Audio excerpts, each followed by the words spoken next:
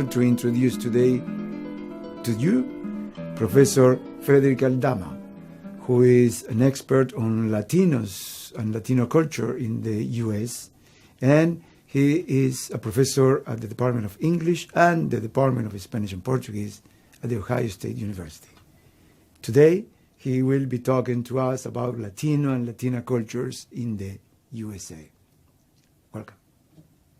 I'm Professor Aldama, Frederick Luis Aldama, here at The Ohio State University, and I will be talking a little bit about Latino culture, Latino popular culture specifically, and culture generally.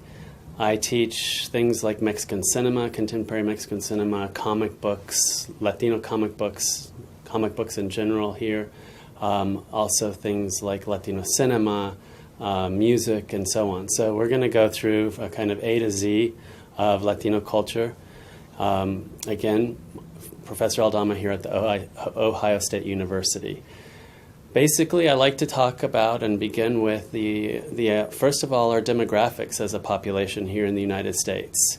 We've been here forever. Basically, as many of us know, we were here. The border crossed us in the 19th century. Many of us have families in the Southwest that go all the way back before we were a part of the United States of America, when we were the northern territories of Mexico. From that time till today, what we've increasingly seen is a big demographic boom.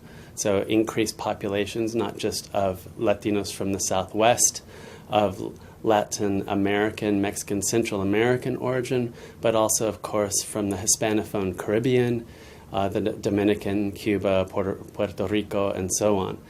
A lot of movement coming into the U.S. that's constantly filling and infusing our culture, our what we call the mainstream culture, with the presence of Latinos.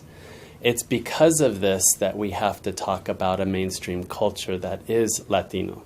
Why? Because if cultural products are a distillation of our reality and a recreation of that in different forms, formats, music, cinema, comic books, literature, and so on, then of course that reality is going to increasingly reflect that Latino reality, that Latino presence that we are in this country.